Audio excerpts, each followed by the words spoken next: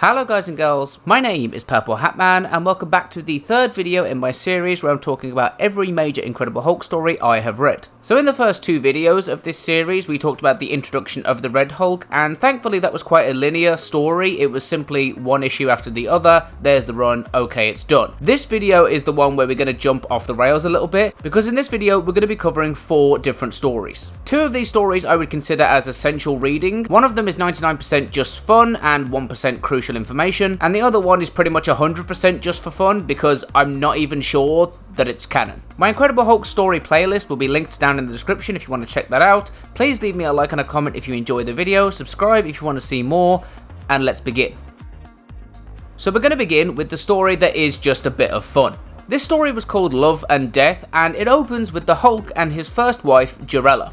But in this story, they talk about being engaged, so I'm just going to assume they did get married, and I'm going to call her his wife for the rest of the story. The story kicks off pretty quickly with a random giant hand just coming out of the sky and snatching up Jarella, and the Hulk kind of jumping to her defense, only to wind up back in the present day and being met by the arrival of the Grand Master. The Grand Master is an elder of the universe who is obsessed with basically hosting competitions and games. That's his eternal immortal obsession. The Grand Master tells the Hulk that he will take part in a competition that will come to be known as a contest of champions. He tells the Hulk that he must assemble a team in order to fight the team of another elder of the universe, the Collector. And I want it noted, he says that one team will live and one team will die. But if the Hulk's team wins, then every member of that team will get something back that they have lost. In the Hulk's case, Jarella. So the Hulk leaves to assemble his team, and that's when the true idea for this story becomes apparent, because the people he assembles are the original members of the Defenders. That's Namor the Submariner, the Silver Surfer, and Doctor Strange.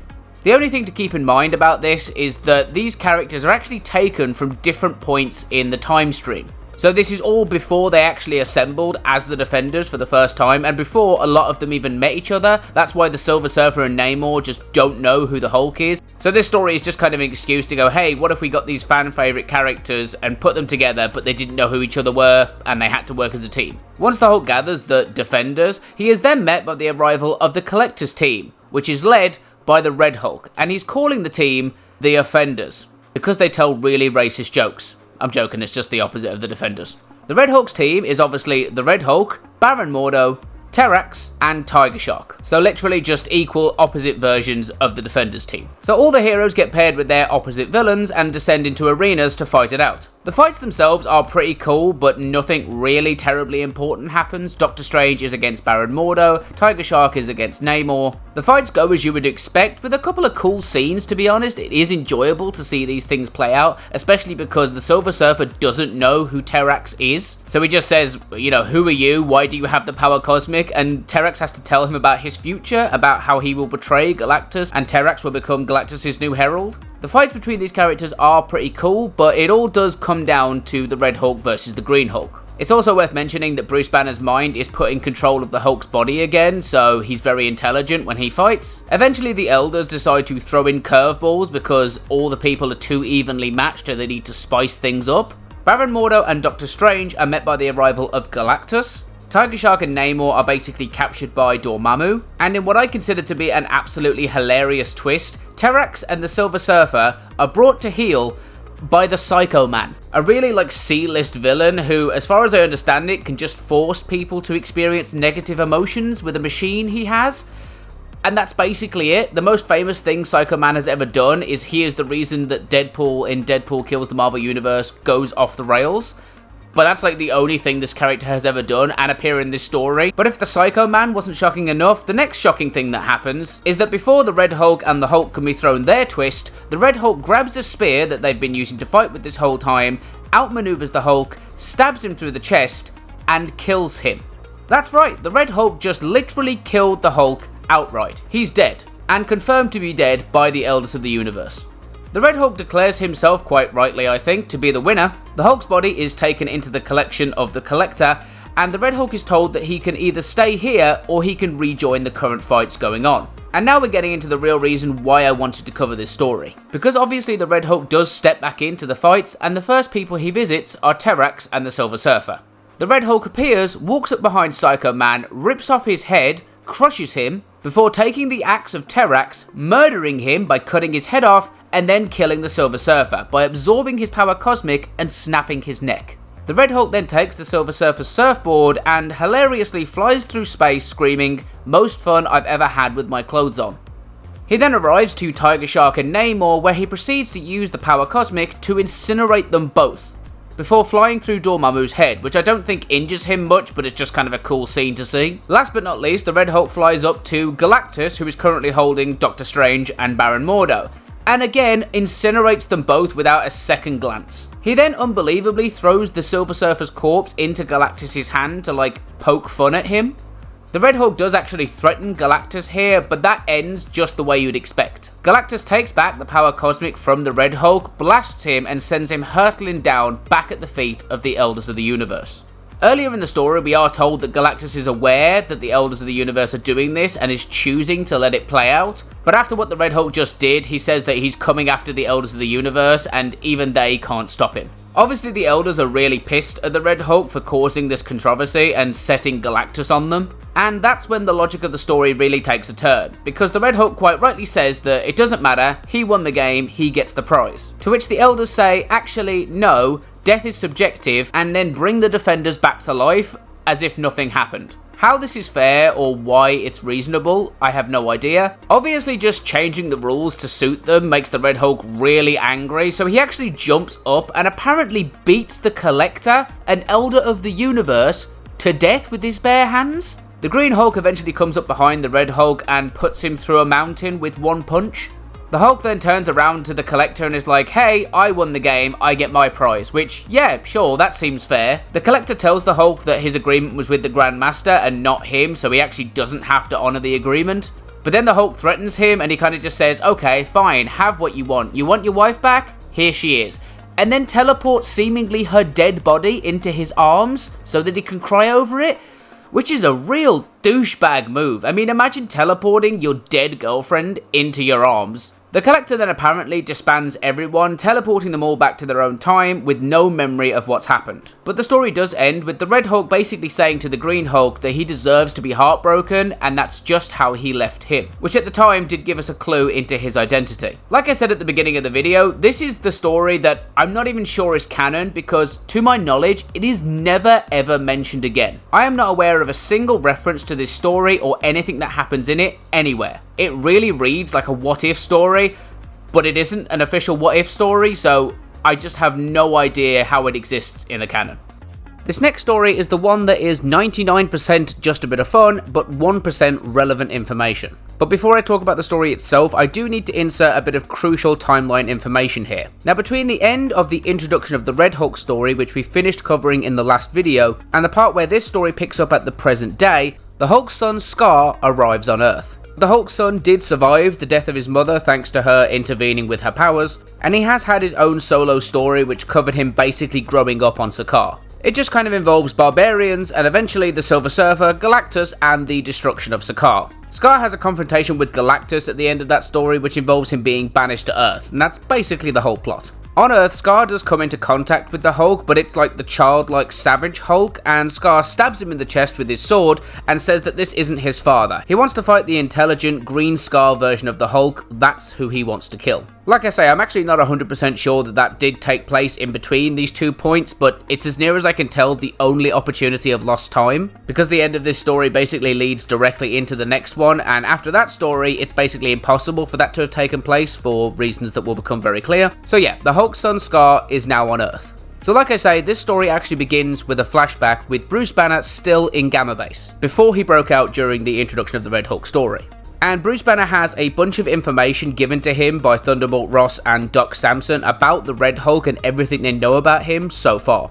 Bruce Banner tells us that the Red Hulk was spotted in what I think was Canada, just some kind of snowy tundra type place, and that while he was there, he was attacked by a Wendigo. The Wendigo is a classic enemy of the Hulk, so it's kind of a nice throwback with the new version of the Hulk. Now, the Wendigo actually manages to kind of injure the Red Hulk, and the Red Hulk takes this really personally, and being a more brutal version of the Hulk, he takes a special kind of revenge. He grabs a heated knife and cuts the Wendigo's head off, and I think maybe cuts his body to pieces as well. But unfortunately, after the Red Hulk leaves, it is shown that the Wendigo was not alone. There is actually a whole pack of Wendigos who begin eating his corpse and seemingly want to seek revenge against the Red Hulk. This is where we pick up in present day with Bruce Banner arriving in Las Vegas. Las Vegas being the last place that the Red Hulk was actually spotted, so this is just Bruce Banner following up on his latest lead. Bruce heads to a local casino just trying to talk to people and see if they've seen anything like a big red man walking around. And that's when a stampede of people just run past Bruce Banner screaming about there's a monster and that they're eating people and just screaming in general.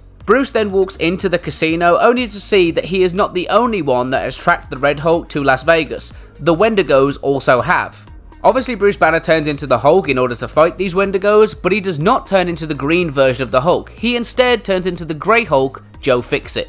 Obviously Joe Fixit as the Grey Hulk has a long history with Las Vegas being the place where he set up base and became a bouncer, and it was just a whole classic story. All the Wendigos actually attack the Grey Hulk here, and it seems that they just recognize this person as a Hulk. They just see a Hulk-shaped person and just assume it's the one that killed their friend. Apparently they just don't care about skin colour. And the Grey Hulk is making pretty short work of the Wendigos until he is interrupted by Moon Knight. The Grey Hulk obviously quickly overpowers Moon Knight, and that's when he gets a kind of tap on the shoulder and a voice that basically says something like, actually it's us you have to deal with, and he turns around to see Carol Danvers, Miss Marvel, and the Sentry.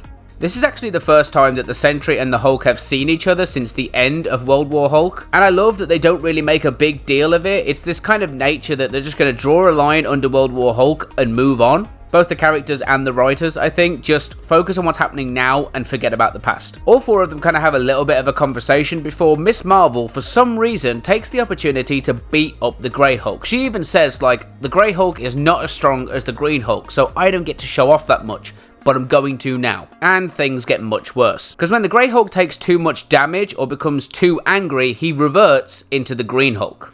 Moon Knight, the Sentry, and Miss Marvel then all work together to kind of combat the Green Hulk, but they soon remember that the Wendigos are still out there and they are causing absolute chaos. Moon Knight, Miss Marvel, and the Sentry all try to save the civilians while the Hulk jumps straight in after the Wendigos and just starts fist fighting all of them. But there are about like 20 or 30 Wendigos at the moment because the people they bit inside the casino are also transforming into Wendigos. So they actually all get on top of the Hulk here, bite him all over his body, and that's when we get to see the Hulk turn into the Wendihulk.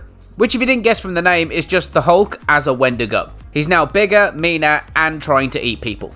The three other heroes obviously try to save people from this new ridiculous version of the Hulk, and Miss Marvel says that she's called in a favour that should be here any minute, and the favour she called in was to Dr. Voodoo. Dr. Voodoo uses Moon Knight's blood in order to create a spell which cures everyone in the region of being a Wendigo, including, thankfully, the Hulk.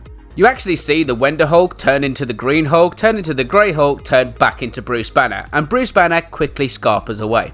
Now this is the 1% of important information. At the end of this story, we very clearly see Bruce Banner leaving Las Vegas.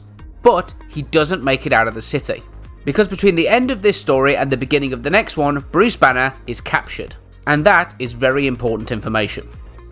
So the story that follows on from there and the next one I'm going to talk about afterwards are the two I talked about at the start, which are essential reading. If you don't have the context of these next two stories, you will be very confused going forward because a lot of stuff happens. So this first story opens up with the reporter Ben Urich, who's writing basically a story about the aftermath of World War Hulk. He then gets a kind of mysterious message from someone to meet them in a parking lot on the other side of the city. And it turns out the person meeting him is Jennifer Walters' She-Hulk. She-Hulk basically tells him of a conspiracy story that she needs Ben to cover, and she chose Ben because she knows he can be trusted. And she tells Ben that she's going to meet a contact of hers in Las Vegas, and she needs Ben and a photographer Ben trusts to come along too. We then immediately skip to when they are in Las Vegas, and She-Hulk basically tells Ben Urich that they're meeting her contact soon. And also the photographer that Ben Urich has brought with him is Peter Parker, so Spider-Man is now here as well.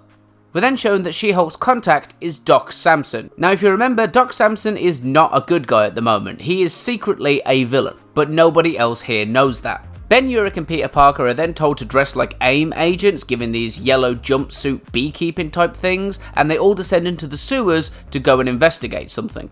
It's then shown that what they're investigating is a secret AIM facility. And we're shown one panel where there's a lot of information dumped on us. In this facility we have Rick Jones' A-bomb, who's currently being experimented on, and he's been here since he was kidnapped by Doc Samson at the end of the last video.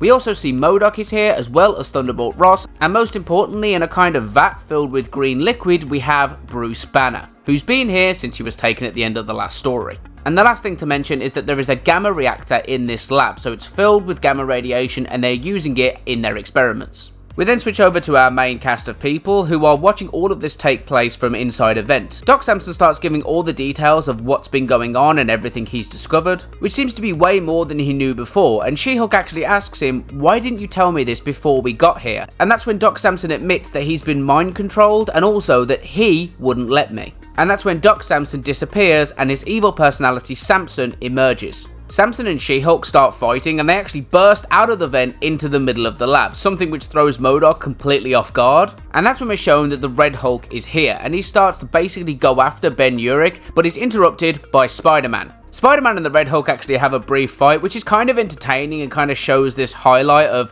what if a really agile character went up against a big bulky character like a Hulk. The Red Hulk really struggles to hit Spider-Man, but in the commotion, Bruce Banner's containment chamber is damaged, and he wakes up and instantly transforms into the Hulk. It's nice because he actually jumps to Spider-Man's rescue and starts fighting the Red Hulk, and that's when the Red Hulk does something we never expected him to do. The Red Hulk grabs the Hulk and uses his ability to absorb radiation and starts to drain all of the gamma radiation from the Hulk's body, until he eventually takes it all, leaving Bruce Banner without the ability to transform into the Hulk. He even declares that Bruce Banner can never turn into the Hulk again. During the fight between the Red and Green Hulks, the gamma reactor in this lab was actually damaged and it's going critical, so it's going to explode at any moment. Spider-Man jumps in, saves Ben Urich, and A-Bomb scoops up the depowered Bruce Banner, while the Red Hulk keeps Doc Samson and She-Hulk in the lab to ride out the explosion together. The gamma reactor then explodes, destroying the lab and all evidence of it. After that, we get a pretty cool moment where Ben Urich is basically back in New York and he's writing up the story to expose everything he saw, when seemingly in the same parking garage from the beginning of the story, he is confronted by the Red Hulk. And there's a really great moment where Ben Urich says, "Look, if you're here to intimidate me, don't bother. I've tangled with some pretty powerful people in my time." And the Red Hulk just says, "If you're talking about the Kingpin, don't make me laugh. I'm not the Kingpin. The Kingpin would hire someone to assassinate you or discredit you in some way. I'm a Hulk. I will go to your office, collapse the foundations, and kill everyone in the building. Do you understand?" And I can't say I blame him, but this does seem to work on Ben Urich, who forgets the story and never prints it. So I have to give you a recap of what's happened in this story because again, there was a lot. She-Hulk was actually knocked out by that gamma reactor explosion, so she has now been captured by MODOK and Doc Samson. Obviously with She-Hulk captured, she can't tell anyone else about Doc Samson, and Ben Urich is staying quiet for obvious reasons. The one thing that doesn't make sense is that Spider-Man knows and seemingly doesn't tell anyone, and I don't know why. Spider-Man does show up as part of the Mighty Avengers team a bit down the line, and he seemingly hasn't told anyone, and I don't see any reason why he wouldn't. Another thing we're shown is that A-Bomb can now talk in full sentences, and he's also stuck in his A-Bomb form and can no longer transform back into his human form of Rick Jones. And the last big takeaway from this story is that Bruce Banner is depowered by the Red Hulk. And this was genuinely true because the Red Hulk really did drain all of the gamma radiation out of Bruce Banner's body, and he has completely lost the ability to transform into the Hulk. And this would be the case for a very long time. We're going to finish up now with the final story of this video, and it's kind of a short one, but it is again essential reading. But just before we get into the final story, there is a little filler story that I do need to fill you in on. The story was about the mutant Domino discovering the Red Hulk's secret identity, and in order to stop her revealing it to anyone else, the Red Hulk assembled a team to try and kill her. And Domino was on X-Force at the time, so she brought them to her aid, and basically a big fight ensued. There was nothing really important about that big fight because it basically goes absolutely nowhere, but two important things did happen during the story. The first is that it saw the introduction of the Red She-Hulk, who was basically made by the same people who made the Red Hulk, and the Red Hulk was completely unaware of her existence. And they seemed to share some kind of familiarity with each other. They said they knew each other, but neither of them could really place why they knew each other. And the other big thing was that it revealed by Doc Samson that the Red She-Hulk was created to basically replace the Red Hulk in the Intelligentsia's plans. But the takeaway was that the Red Hulk was now officially alone and on the outs with the Intelligentsia.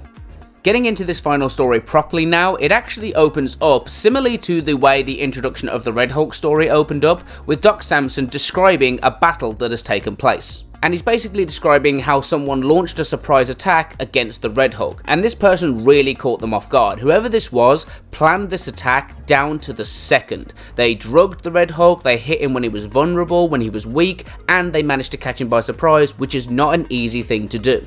And Doc Samson actually tells us that the person attacking the Red Hulk here is General Thunderbolt Ross. Thunderbolt Ross is actually using a modified kind of armor called, I believe, the Redeemer armor, and it was previously used in a fight with the Hulk in some past issue, maybe a couple of decades ago, so it's just kind of been brought back. From what Doc Samson says, it actually seems like the attack went really well at first, but Thunderbolt Ross got too familiar and kind of stood over the Red Hulk, kind of gloating a little bit, or at least grandstanding. And that gave the Red Hulk an opening, and he launched an attack, crushing the armor and killing Thunderbolt Ross in the process. So the rest of this issue is basically a funeral for Thunderbolt Ross and the perspectives of all the different people attending and watching it. The funeral itself isn't really important, just a few people giving speeches, but a few very key things do happen over the course of it. The first is that we get a cutaway to the headquarters of the Intelligentsia, where we pick up with Red She-Hulk, who's kind of angry that Doc Samson gets to attend the funeral and she doesn't. And somebody tells her to basically calm down and grabs her wrist. A green hand grabs her wrist, and she kind of flips out on this person just attacking them. And the person she's attacking is actually Lyra. Now, I've mentioned this before on the channel, but Lyra is the Hulk's genetically engineered daughter from a potential future where a gender war has consumed the world. There was a whole story about how she time traveled back to the present and basically went after Norman Osborn to apparently try and create a child with him. It was a very unusual story, and all it really served to do was say, hey, Lyra's in the present day now, here you go. But the two She-Hulks basically have a little bit of a fight before they're broken up by MODOK. We do then cut over to Bruce Banner giving his speech at the funeral, but afterwards is when we get something really crucial, which is after the funeral is over and done with, hours later on the nighttime, we get this basically mysterious car pulling up to Thunderbolt Ross's gravesite. Two people get out of the car, one of them's got their hood up, the other's kind of wearing like a military cap, and we can't really see who they are at first, but once they walk up to the grave, the one wearing the hood pulls it down to reveal they are Betty Ross. And the other person is revealed to be Glenn Talbot. Now this is very unusual because both of these people, Betty Ross especially I'm sure of, are supposed to be dead. They're not supposed to be alive. Betty Ross was rather infamously killed by the Abomination through, if I remember correctly, blood poisoning. So she is absolutely supposed to be dead. So her being alive here raises so many questions. We then immediately switch over to the Intelligentsia's headquarters again, and we basically see Doc Samson, MODOK, and the leader discussing what their next steps are going to be now that Thunderbolt Ross, who is apparently essential to their plans, has been killed. But we do get one really nice detail here, which is they basically declare the Red Hulk has fired the first shot and that they're now going to shoot back. And that's when we see it revealed that the other members of the Intelligentsia are the Red Ghost, the Wizard, and the Mad Thinker. And that's important because the Intelligentsia definitely has some other like lower tier members, but this is shown to be their alpha class. These are the people really in charge, and it's really a who's who of Marvel's smartest villains. This is not just some random congregation of villains, these are the smartest villains in Marvel, minus one or two faces. And the story even ends with another really important thing, with the Red Hulk being in some kind of cave system, and he's basically discussing with someone about how he doesn't want to team up with them because he doesn't trust them, but for their plan to succeed, Thunderbolt Ross had to die. And this person the Red Hulk's talking to is revealed to be Bruce Banner. So after the Red Hulk drained the gamma radiation from Bruce Banner, took away his ability to become the Hulk, got kicked out of the Intelligentsia, he's now teaming up with Bruce Banner to work against them. And that is basically the end of the setup when it comes to Bruce Banner and the Red Hulk's war on the Intelligentsia. And that is also going to be the end of the video. I think this was quite an information heavy video, to be honest. I hope it wasn't too overwhelming. If you have any questions, please leave me a comment down below and I will do my best to respond to you and answer those questions. But yeah, this is really the end of the setup for what's going to happen going forward. We're going to get quite linear with the storytelling now. It's going to be mainly following Bruce Banner with just one or two Red Hulk issues kind of sprinkled in because they really do make the whole thing seem streamlined. And what it's all leading towards is obviously a war with the Intelligentsia. We learn the Red Hulk's identity, everything comes out, and then obviously we get the return of the Hulk at some point, but I'm not going to spoil too much. That does happen, but you won't know when. But yeah, that is it. I hope this video isn't too long. I have about 40 minutes of voiceover recorded, so hopefully it's not going to be that long. That's going to get cut down a lot. Leave me a like if you enjoyed the video. Like I say, leave me a comment if you have any questions. Subscribe to help me hit 1,000 subscribers this year. I'm really trying to do that, so if you can help me out, I would really appreciate it. But yeah, I hope you enjoyed. I have been Purple Hat Man. You have been a great audience. Thank you all so much for watching, and I will see you in another video very, very soon. Bye-bye.